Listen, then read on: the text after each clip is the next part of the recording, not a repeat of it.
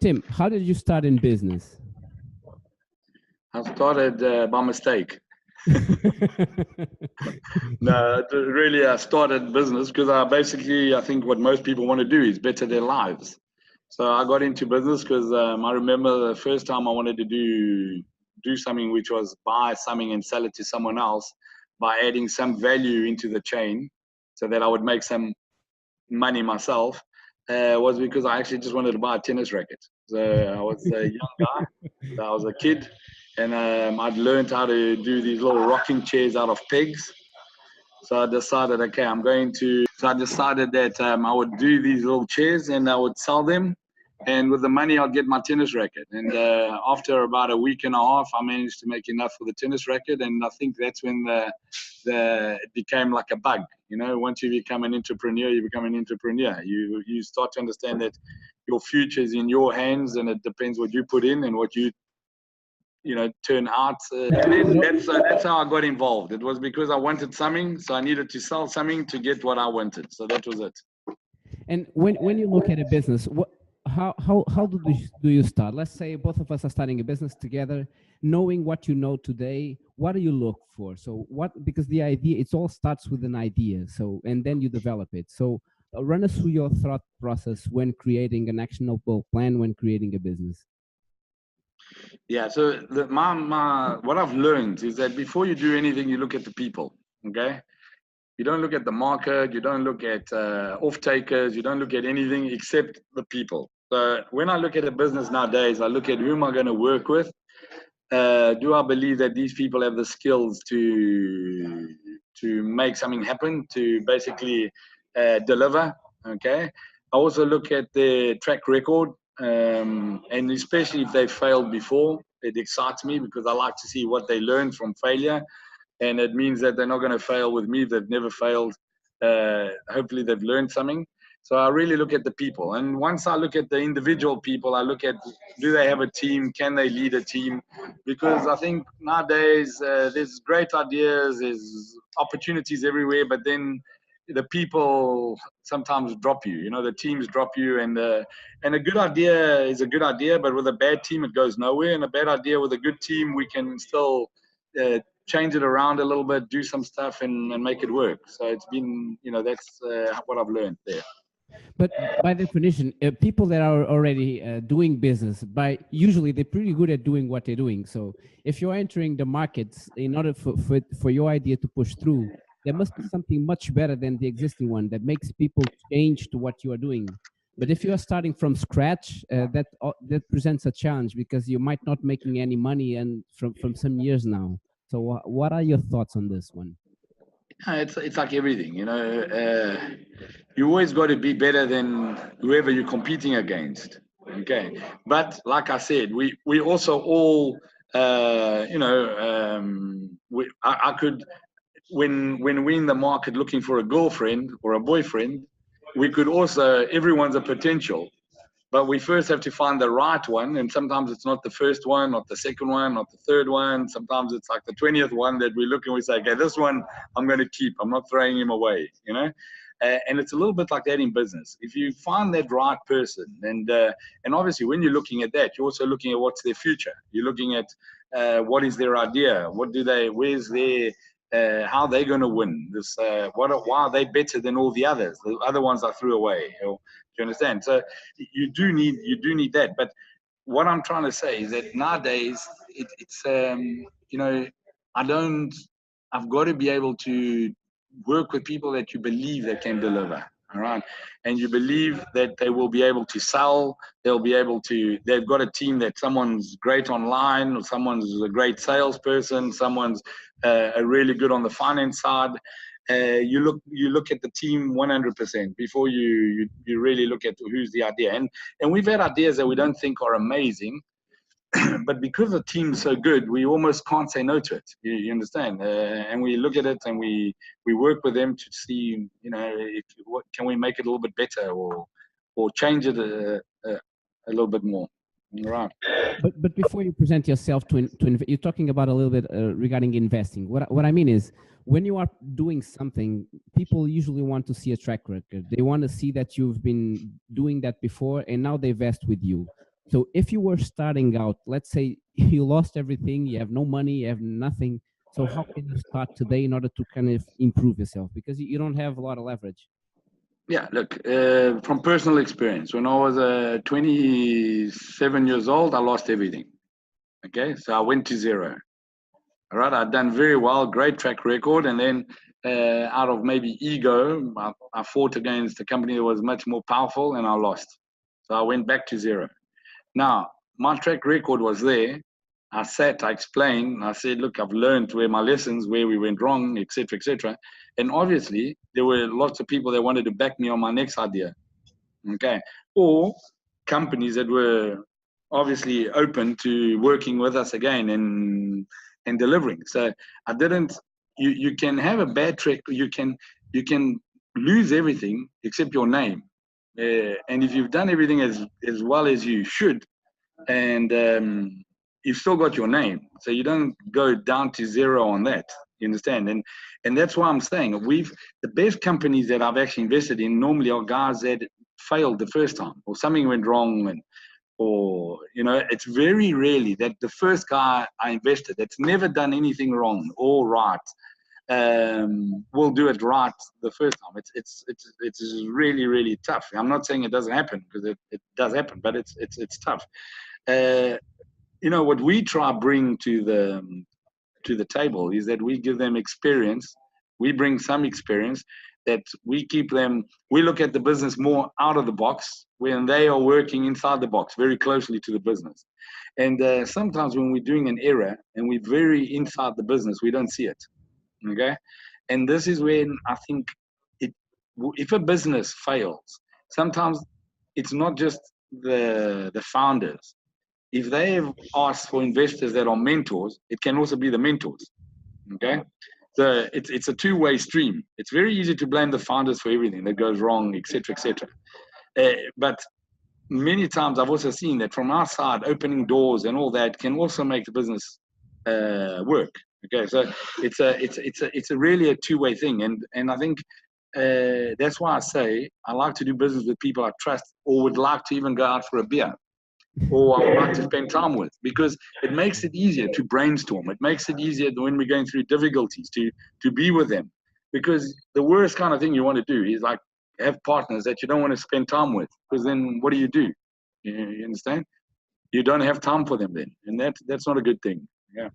And when you're starting out, do you initially start trying to raise capital, or going by yourself and then show it to investors and say, look, this is what I did. I completely busted my ass on this business. So can you jump on board and help me? Because this is the way I think that we can actually solve this. What are your thoughts?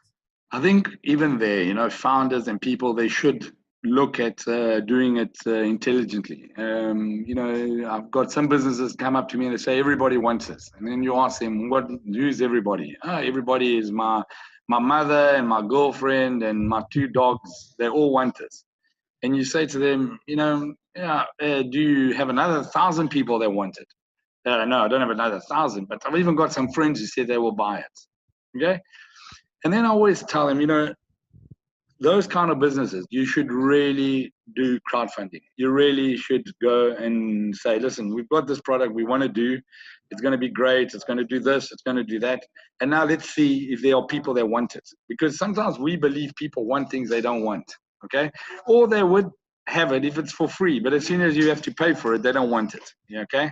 And it's a world, at the moment, it's like a world full of products and new ideas and consumerism, etc., and it's actually a world that's going to start changing. I really feel like people are going to want less. Okay, less will really become more. Okay, which is bad for anyone who's trying to make sales. Okay, anyone who wants new products and telling people don't buy less, buy more. You understand? So I think that crowdfunding is a great opportunity because first of all, you're raising the capital. Secondly, you're doing market research to see is there are people, do they want it or not? You understand? And if they do want it, then it's a good option to look at it further. All right. The other thing is to bring in investors. If you've brought in 1,000 sales, then investors take you more serious than your mother and your dog and all that other stuff. All right. So I think you do need to come to an investor with so many arguments saying, listen, we've got a great team. Our team launched this crowdfunding platform on a crowdfunding. We launched the campaign and we wanted to make 3,000 euros and we came out and we made 5,000. So our proof of concept, we believe it's there. We're working on something. Now we're looking at to make it happen at a bigger scale. Because also, you know, everyone say you've got to scale, but sometimes you've got to scale intelligently, all right? You don't need to scale, because then they say, okay, how are we going to scale? Oh, we're going to make it cheap. Everybody can buy it. And then you make it cheap and you don't have enough money to tell everybody about it. Okay, so then it's another issue. So this is where I think the mentors come in and can help. You know, the mentors can say, right, well, that was a great thing. The crowdfunding worked. Okay, our roadmap is this way. Your prices shouldn't be dropping because you sold on crowdfunding. So let's keep it. You don't need to achieve everybody now because you're going to make a lot of mistakes. Don't want everybody to know your mistakes. Yeah, let's make the early ones with few public. And then after that, it starts to grow and starts going. But I really believe that also, you know, you need teams that are focused.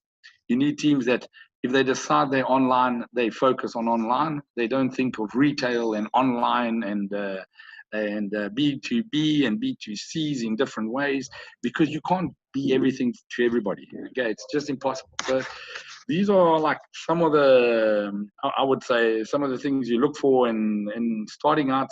Getting money is actually not the most important thing. It's showing the effort and showing people that people want your product. Okay, I think that's more important than saying I need money. Okay, and tell us about Shark Tank. How did you get to it? Shark Tank was a little bit by mistake again. You know, some things in my life happened by mistake, but I was trying to help them to find a shark. And then the shark that I was trying to help to find sort of then couldn't do it. And then I'd already said, you know, I was so far involved that I said, look, I'll do it. Okay, I'll do it. You know, but it was never, I don't think I was ever going to be a shark on Shark Tank, because even prior to that, I'd never been in media. I'd never done, you know, my CEO used to handle all our PR, everything. It was never anything to get that involved in. At the same time, also it was a great experience. It came at a good time. I met a lot of very interesting people. I think the program was good for the time of the year, at the time of where Portugal was at that place, the time that we were going through crises and all that. And it got people thinking. It asked questions. It educated. It had a lot of wins. So I think it was good for me. It was good for a lot of people. We did some deals. We still invested in probably 50% of the businesses. Others haven't worked, or owners have taken back, which is also great because it's a business that for them it works. So it was a great experience. Tim, advice to your younger self, what would you say? Now, I would say to myself, you know, everyone who tells you don't dream, don't try, be careful, listen, I would say I should have even done it more. I should have even tried to do more. When I was young, I should have even done as much as I could, as much experience, met as many people as possible, got out there, networked, not scared to fail.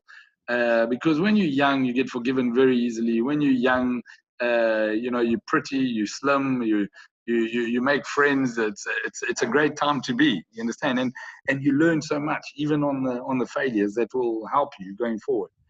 So I would have said, you know, or I wouldn't have gone back and said, oh, I would have had more focus. It's not me. You know, we all, the guys that have focus, I admire them so much. You know, I look at them and I think, gee, it's amazing. You know, it's brilliant. And that's what they are. The ones that don't, you have to learn a lot from not having the focus. You learn the different industries and you build your people skill. What I do tell my kids, So it's not me, because I'm never, you know, I'm never going to go young again. So that's that. But what I do tell my kids, I tell my kids that you've got to concentrate and work on building people skills. I think people skills is going to be your social skills, your soft skills, whatever you want to call it, are going to be very, very important for the future. We know that everyone's developing robots to do work and all that, but people will still have to be people and be creative and deal and make deals and come up with ideas, and those robots can't do. So I would tell people that, I tell my youngster, you know what, get out of your comfort zone, meet people, put yourself in difficult situations where you've got to say your name, who you are, and try and see and be a waiter and, you know, go pick berries, go do stuff, because that's what's going to form you for the future, not just school education. Regarding businesses, all of us are a bit time biased because you want this thing now and you don't actually know how long it's going to take you until you actually reach it, if you actually are going to reach it. Having said that, when entrepreneurs fail, it's usually due to lack of sales because the market is rejecting the idea or the operations that didn't work. So would you advise someone to kind of pick themselves up and doing something on the side in order for them to get back on their feet? Or do you think it's a better idea to always persist on that idea, but from a different angle? It's like this. It's great to be persistent, okay, but it's also very bad to be stupid and keep doing the same thing over and over and expecting, you know, like Einstein said, different results. That's stupidity. Now, being persistent is one thing. And do I believe that sales is important? I think it's everything. Okay, I think you I can have agree. HR, I agree. you can have everything, but if you don't have sales, you've got nothing. Okay, and I think that sometimes we forget that, and we forget that sales are done by relationships with your people, with your partners, with your suppliers, etc. You need all of those relationships in place to be able to do great sales, and we forget it. And I think sometimes people, you know, I've had so many. I can honestly tell you that 50% of businesses that come see me and think they need money, they don't need money. They need sales. Because if they did sales, they wouldn't need money. Sure. Okay, and that is like really one of the biggest things. And when you go look at their company, they don't have a salesperson, so it's going to be difficult to do sales. You understand? So I reckon that I believe that yes, sales is very, very important. I believe that for any company to believe, you know, I prefer to have the problem where we've got such an amazing sales guy that he drives everything else. Everything else gets pulled along, and our books aren't even up to date because they're so good. You know what I'm saying?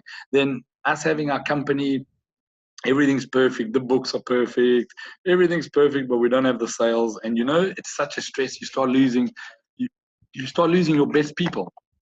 While if you have a salesman, you keep your best people because now they are really busy trying to keep up and growing their business. So I would say sales is probably number one now. It's always, and to get out of trouble, it's always sales. And then you've got to open your sales. You've got to really think about exporting. So nowadays you cannot be reliant on one market. It's a dangerous thing to be. Okay, so you've got to have a sales person strategy that thinks about, you know, we need to be invoicing dollars, in yen, and you know, and euros, but we can't just be in one currency.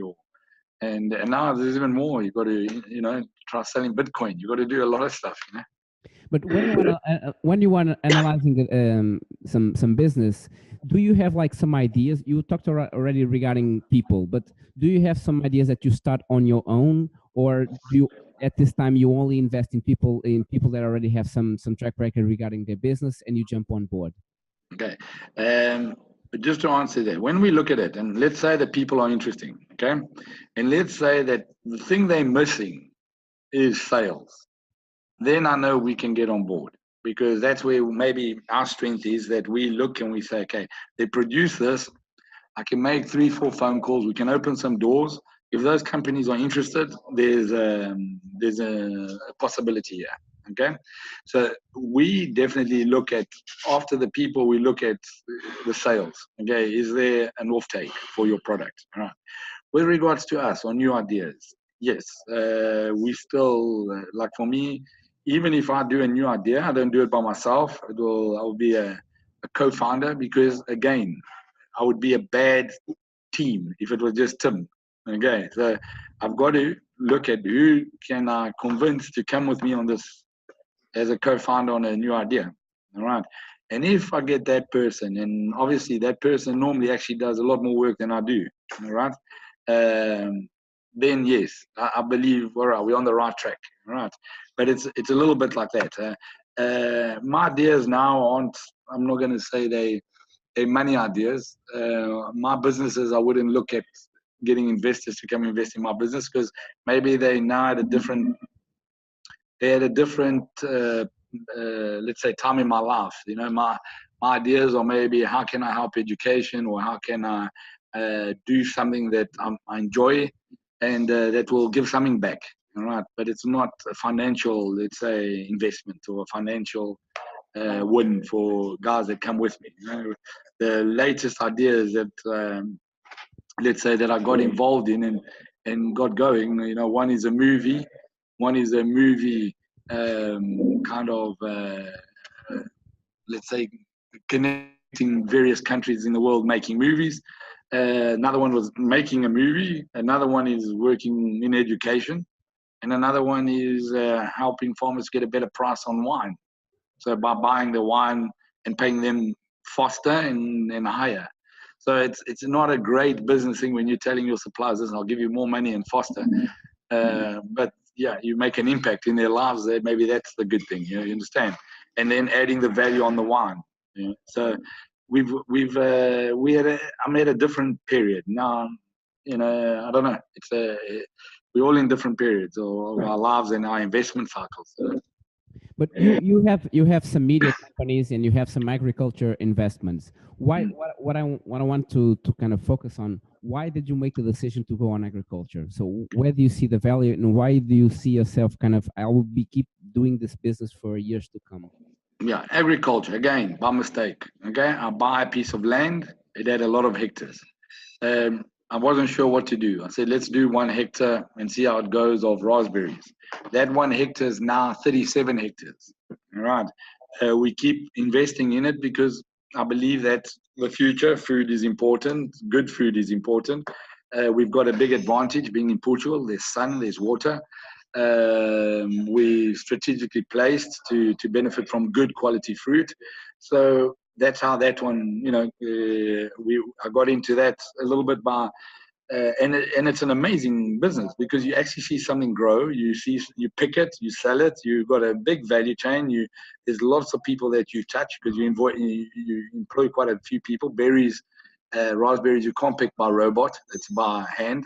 So it still employs a lot of people. You know, it's one of those businesses that I didn't ever think I'd get into, but getting into it, and that's the thing. You know, most businesses, they're quite similar.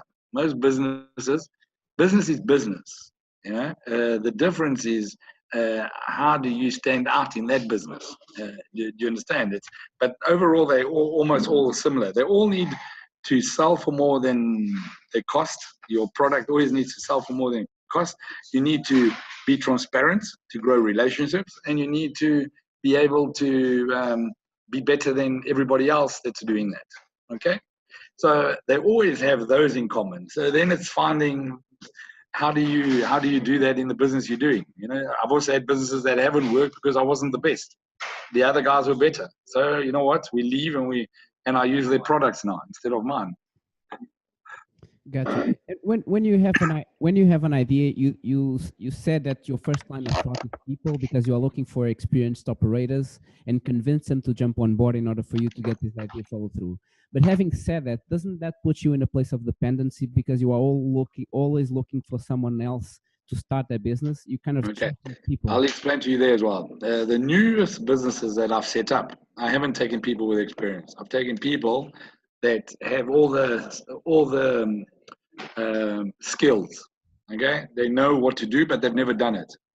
And what do? I do very little. I keep them on track using their skills to reach performances, to get to wherever the roadmap is.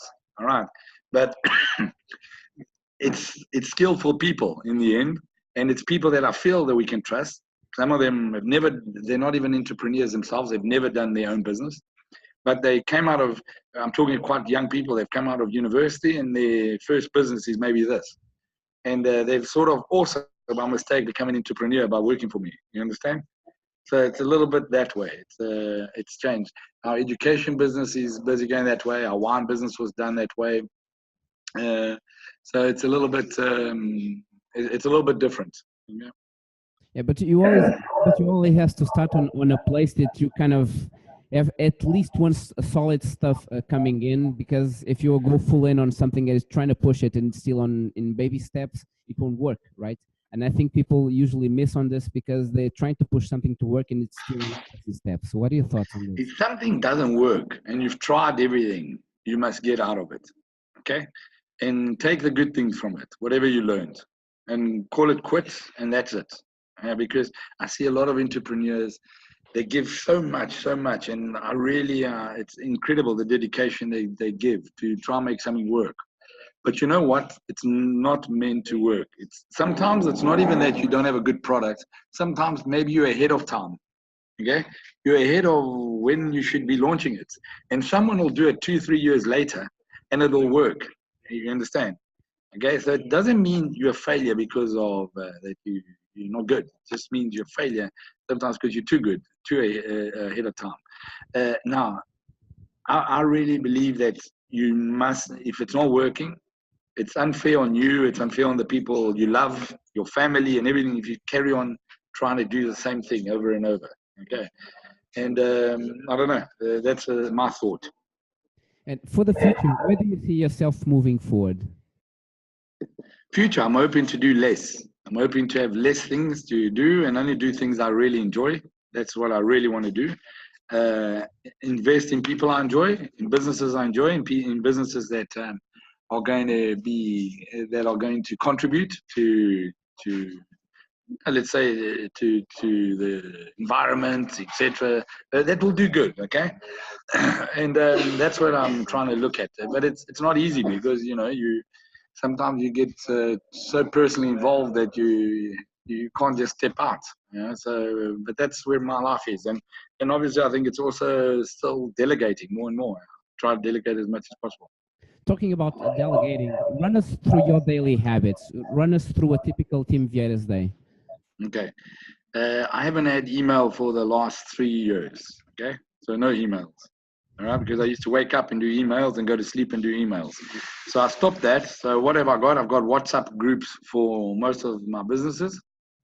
On those groups, I know more or less what's happening, because nowadays they will only post something if they really think I should know about it. But before that, maybe they've resolved it, or the team has done it themselves.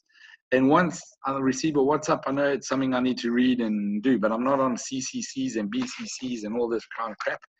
So I do that. So I've got a phone that has WhatsApps and phone calls and SMSs. Okay, so if you don't have a Wi-Fi, you can SMS me out. Exact same thing. I'll respond. Then what I do, I basically have like hours for the meetings that I've got to meet. I've got the projects that I'd say are more personal, like we're bringing rugby guys to come to Portugal. So I've got a lady that's handling that. So that's the personal side, Then I've got my assistant that handles our my diary on who I'm meeting, what am I doing, etc., etc. And then I've got the team guys from the WhatsApps that send me what's happening, what's needed, phone calls, etc., etc. So, and I've got good people around me. That's also a big thing because most of them have a responsibility with some of the businesses. And but that's one day. But I want to actually start doing less so that I can actually also do a bit of I don't know, CrossFit or running or whatever. I'll take anything, paddle, whatever, anything anything that I've got time to do. I'm doing Ironman, so maybe we can. Yeah, everything except that. Everything except that. But I'll be honest with you. I have an amazing life. I actually consider myself the luckiest. I've got not one regret. I really believe that even when I don't have time for myself, it's what I enjoy. I'm still doing what I enjoy. You understand? It's not like I sort of sometimes think, oh, I just need to have a sabbatical. No, I don't need that. I just need, the things I enjoy, which are 95% are the things I really enjoy. And the other 5, it's not perfect. You've got to get through those. And favorite books? Run us through some of your favorite books.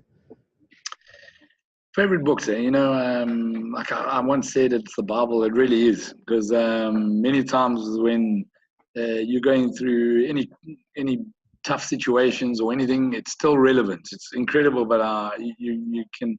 I had a guy who was telling me, Tim, I don't think I'm going to do something because I'm not feeling like that comfortable and all that.